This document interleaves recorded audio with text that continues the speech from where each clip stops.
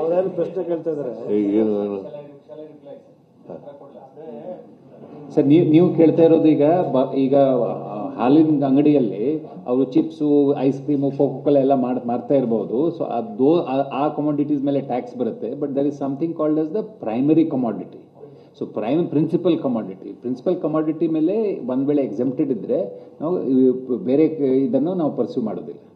That is the decision on that is the CM ಸಾಹೇಬರು ತೀರ್ಮಾನ ಮಾಡಿ. ಮಲ್ಟಿಪಲ್ ಕಮಾಡಿಟೀಸ್ ಇದ್ರೂ ಕೂಡ ಸ್ವಲ್ಪ ಲಿಬರಲ್ ವ್ಯೂ ತಗೊಳ್ಳಿ ಅಂತ ಹೇಳ್ತಾರೆ.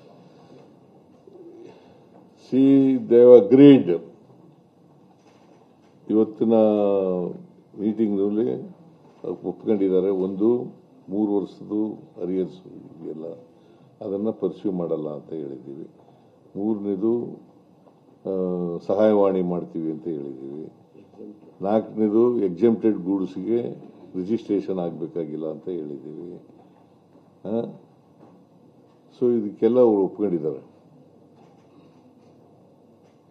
ನೋಟಿಸ್ ಕೊಟ್ಟಿರೋದು ಅದನ್ನ ನೋಟಿಸ್ಗಳನ್ನ ಇಲ್ಲ, ಏನು ಕ್ರಮ ತಗೊಳ್ಳಲ್ಲ.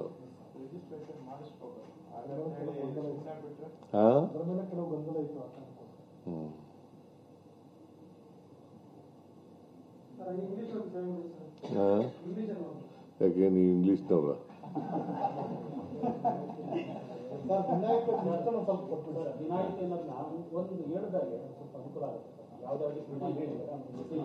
ವಿನಾಯಿತಿ ಕೊಟ್ಬಿಡಪ್ಪ.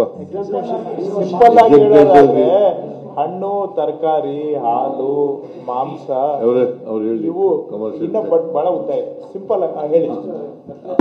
ಸೊ ಸಾಹೇಬ್ರು ಹೇಳಿದಾಗೆ ಎಲ್ಲ ಪ್ರಿನ್ಸಿಪಲ್ ಕಮೋಡಿಟೀಸು ಎಕ್ಸೆಂಪ್ಟೆಡ್ ಕಮೋಡಿಟೀಸ್ ಇದ್ರೆ ಆ ಬೇಸಿಸ್ ಮೇಲೆ ನಾವು ಎಕ್ಸೆಂಪ್ಷನ್ ಮಾಡಲಿಕ್ಕೆ ಇದು ಕ್ರಮ ತಗೊಳ್ತೀವಿ. ಸೊ ಎಕ್ಸೆಂಪ್ಟೆಡ್ ಕಮೋಡಿಟೀಸ್ ಅಂದರೆ ಇದು ಬ್ರೆಡ್, ಹಾಲು, ಮತ್ತು ಎಸೆನ್ಷಿಯಲ್ ಫುಡ್ ಐಟಮ್ಸು, ತರಕಾರಿ, ಹಣ್ಣು, ಮತ್ತು basically food items, essential items ಮೇಲೆ ಎಲ್ಲರಿಗೂ ಗೊತ್ತಿದೆ ಏನೇನು ಲಿಸ್ಟ್ ನಾವು ಎಲ್ಲರಿಗೆ ನಾವು ಲಿಸ್ಟ್ ಕೊಡ್ತೀವಿ. ಈ ಒಂದು ಡೀಟೇಲ್ ಪ್ರೆಸ್ ನೋಟ್ ರಿಲೀಸ್ ಮಾಡ್ತೀವಿ. ಆ ಡೀಟೇಲ್ ಪ್ರೆಸ್ ನೋಟ್ ಅಲ್ಲಿ ಲಿಸ್ಟ್ ಕೂಡ ನಾವು ಅನೆಕ್ಷರ್ ಅಲ್ಲಿ ಹಾಕ್ತೀವಿ. ಸೊ ಅದೇ ಅನುಸಾರ ನಾವು ಕ್ರಮ ತಗೊಳ್ತೀವಿ.